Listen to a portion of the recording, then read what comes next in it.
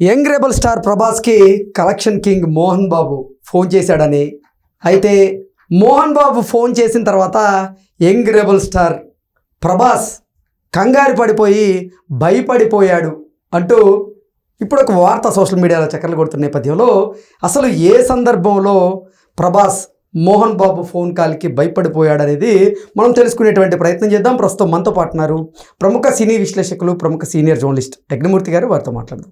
Sir నమస్తే. Sir నమస్తే కృష్ణ. మోహన్ బాబు గారు ప్రభాస్కి కాల్ చేస్తే ప్రభాస్ భయపడిపోయారు అంటూ ఒక వార్త సోషల్ మీడియాలో చక్కర్లు కొడుతుంది. ఇంతకీ ఏ సందర్భంలో ప్రభాస్ భయపడ్డారు? మోహన్ బాబు ప్రభాస్ని భయపెట్టేలా ఏం చేశారు అంటే ఏం చెప్తారు? ప్రభాస్ మోహన్ బాబు కలిసి గతంలో ఒక సినిమా చేశారు. అది బుజ్జిగాడు అనేసి. అవును. పూరి జగన్నాథ్ డైరెక్టర్. అందులో త్రిషకి అన్నయ్య ఆయన మోహన్ బాబు. అంటే అప్పటి నుంచి కూడా ఆ సినిమా చేసినప్పటి నుంచి కూడా మోహన్ బాబుని సరదాగా మోహన్ బాబు ఈయన్ని బావ అంటాడు, తిరిగి ప్రభాస్ కూడా బావగారు బావ అనే పిలుస్తాడు మోహన్ బాబుని. సో అలా ఇద్దరు ఒకరినొకరు బావ అనుకోవటం అప్పటి నుంచి కూడా సరదాగా అనుకోవటం వాళ్ళకి అలవాటుగా మారింది. సో ఒక రకంగా చెప్పాలి మంచి బాండింగ్ కూడా ఏర్పడిందనే చెప్పాలి. ఓకే. అయినప్పటికీ కూడా అంటే మోహన్ బాబు ఇమేజ్ మన అందరికీ తెలుసు కదా. సో ఆయన కొంచెం ఎవరితోనో మాట్లాడాలన్నా, ఎవరైనా సరే అతనితో అంటే మోహన్ బాబు గారితో మాట్లాడాలంటే ఎందుకు కొంచెం జంకు ఉంటుంటుంది, అందరికి కూడా కొంచెం జాగ్రత్తగా మాట్లాడాలని ఉంటుంది. ఎందుకంటే ఆయన డిసిప్లిన్ అంటూ ఉంటారు కదా. అట్లాంటిది ప్రభాస్లో కూడా ఈవెన్ ఎంత బావగారు అంటూ ఉన్నప్పటికీ కూడా గబక్కన ఆయనతో ఏదైనా మాట్లాడాలంటే కూడా కొంచెం జంకుతాడు. అట్లాంటిది మోహన్ బాబు ఒకసారి కాల్ చేశాడు ఆయనకి, ప్రభాస్ మోహన్ బాబు నుంచి కాల్ అనేటప్పటికి మనవాడు భయపడ్డాడు. తీసుకోవాలా, అసలు రిసీవ్ చేసుకోవాలా వద్దా. మొత్తానికి ఆయన రిసీవ్ చేసుకున్నాడు, మాట్లాడాడు, అయిపోయింది. తర్వాత ఈయన మంచు విష్ణుకి ఫోన్ చేశాడు. ప్రభాస్ చేసి, రే విష్ణు నువ్వే చేయొచ్చు కదా ఫోను, ఆయన చేత ఎందుకు చేయించావురా, నేను భయపడిపోయాను కదరా అని చెప్పాడు. ఓకే. విషయం ఏంటంటే విష్ణు కన్నప్ప సినిమా తలపెట్టాడు. ఆ కన్నప్పలో ప్రభాస్ నందీశ్వరుడు క్యారెక్టర్ చేసిన సంగతి మనకు తెలుసు. అవును. సో ఆయన లుక్కులు కానీ వచ్చినప్పుడు, ఫస్ట్ లుక్ వచ్చినప్పుడు, రీసెంట్గా వచ్చినటువంటి టీజర్లో కూడా చివరిలో, ఇప్పుడు ఇవాళ అయితే ఒక టీజర్ వచ్చింది, టీజర్ 2 అని చెప్పేసి. చివరిలో ఆ టీజర్ మొత్తానికి హైలైట్. మొదటంతా కూడా ఏదో చప్పగా సాగింది, అది చివరికి వచ్చేటప్పటికి చివరిలో లాస్ట్ ఆయనదే హైలైట్. మొత్తం టీజర్ మొత్తానికి నందీశ్వరుడుగా ఆయన కనిపించడం. ముందు మహాదేవ శాస్త్రి అలా ఫేడ్ అవుట్ అవుతూ ఉంటే వెనక కళ్ళతోటి తీక్షణంగా చూస్తూ ఆయన వంకాయ చూస్తూ నందీశ్వరుడులాగా రుద్ర అనే పాత్రలో ఆయన వస్తాడు. ఎవరు? ప్రభాస్. ఆయన ఎక్స్ప్రెషనే అక్కడ హైలైట్ అనమాట ప్రభాస్ది. అది మొత్తం టీజర్ మొత్తాన్ని స్పెషల్ అట్రాక్షన్గా మార్చింది అనమాట. సో ఇప్పుడు ఆ క్యారెక్టర్ కోసమే, ఆ క్యారెక్టర్ చేయమని అడగటం కోసమే మోహన్ బాబు ప్రభాస్ కాల్ చేశాడు. ఓకే. ఆ సందర్భంలో కాల్ చేస్తే ప్రభాస్ మాత్రం భయపడిపోయారు. ఈ దగ్గర నుంచి కాల్ వస్తుంది ఏంటి అని చెప్పేసి భయపడిపోయాడు. అది మొన్న ముంబైలో ఈ సినిమా సంబంధించినటువంటి ఒక ప్రమోషనల్ ఈవెంట్ జరిగింది కన్నప్ప సంబంధించి. అక్కడ అక్షయ్ కుమార్ చేత అక్కడ లాంచ్ చేయించారు అక్కడ టీజర్ని. ఆ సందర్భంగా మంచు విష్ణు ఈ విషయాన్ని రివీల్ చేశాడు. అక్షయ్ కుమార్ గారైనా 2 సార్లు రిజెక్ట్ చేశారు. మొత్తాన్ని నేను ఎట్లా కన్విన్స్ చేసుకొని ఈశ్వరుడి పాత్రని, శివుడి పాత్రని ఎట్లనో ఒప్పించా నేను. అదే ప్రభాస్ విషయానికి వస్తే రెండో థాట్ లేకుండా ఒప్పేసుకున్నాడు. ఫోన్ చేసింది ఎవరు అనుకున్నారు, ఆయనకి ఆ పాత్ర చేయమని మా నాన్నగారు. అది చేసిన తర్వాత ఇంకా ఆయనకి అందుకొని కాదని చెప్పలేకపోయాడు. తర్వాత మళ్ళీ నాతో మాట్లాడు, ఎరే నువ్వే చేసి ఉండొచ్చు కదరా ఫోను, ఆయన చేత ఎందుకు చేయించావు అని చెప్పి నన్ను అన్నాడు.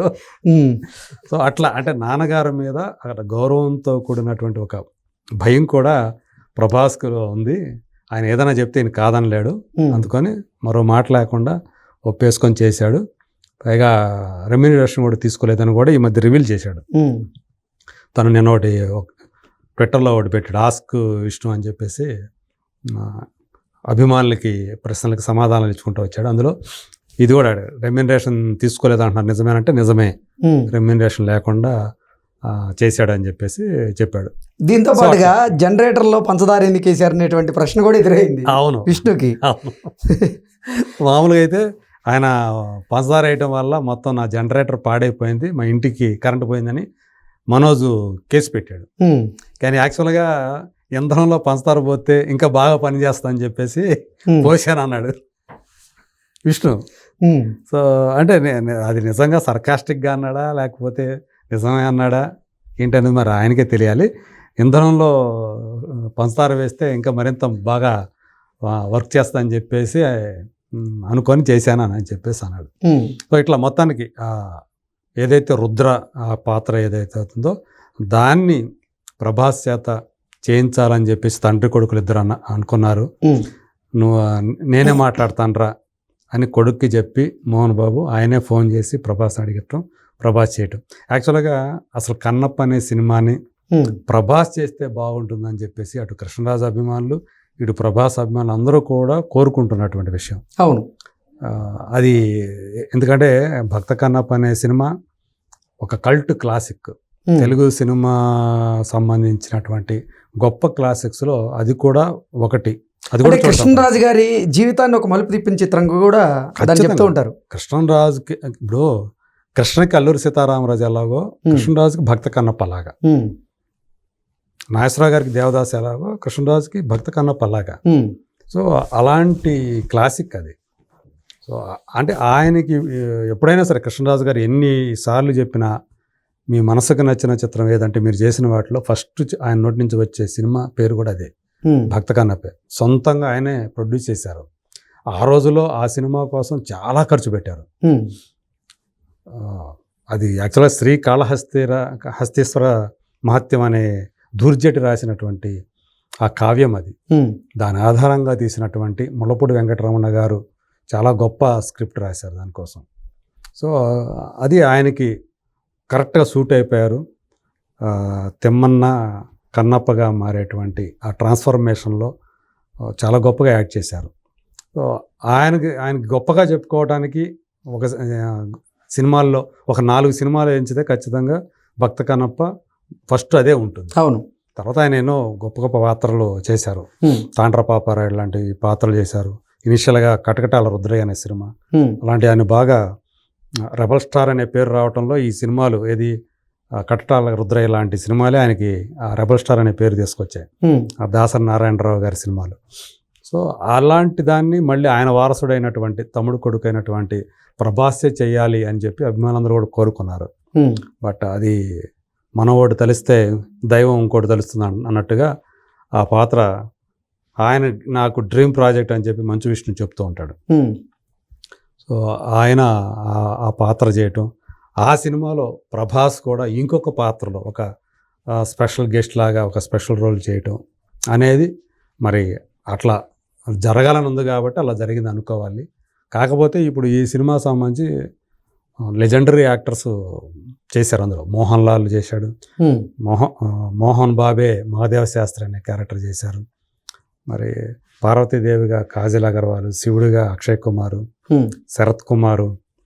సో ఇలాంటి అంటే అన్ని భాషల్లో వాళ్ళందరూ కూడా చాలామంది ఇందులో పాలు పంచుకున్నారు. మరి ఏప్రిల్ 25వ తేదీ ఆ సినిమా రాబోతుంది. సో అప్పుడు ఏప్రిల్ 25 అనుకుంటా.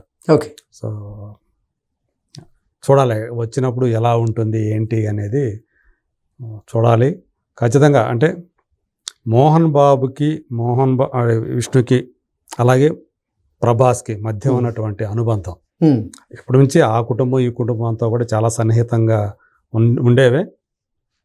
అలా అడగటం ఈయన సరేనంటాం. సో అది ఆ ఫోన్ వెనక ఉన్నటువంటి కథ అది. ఈయన భయపడటం అంటే మోహన్ బాబు నుంచి అది ఏదైనా కానీ అది ఒక మంచి విషయం అయినప్పుడు కూడా ఆయన నుంచి కాల్ వచ్చిందంటే ఈయన భయపడిపోయాడు అనేది ఈయన ఒక సరదాగానే విష్ణు ఒకలాంటి గౌరవంతో కూడుకున్నటువంటి భయం అంతే. అందుకని ఆయనకి నో ఏది అడిగినా నో అని చెప్పలేడు. అందుకని ఇది కూడా ఇంకా వేరే మాట లేకుండా అంటే మామూలుగానే ప్రభాస్ సిగ్గరి, దానికి తోడు మొహమాటస్తుడు, ఎవరికి నో అని తొందరగా చెప్పలేడు. మరి మోహన్ బాబు లాంటి చెప్పగలుగుతాడా? అట్లానే ఓకే చేశాడు.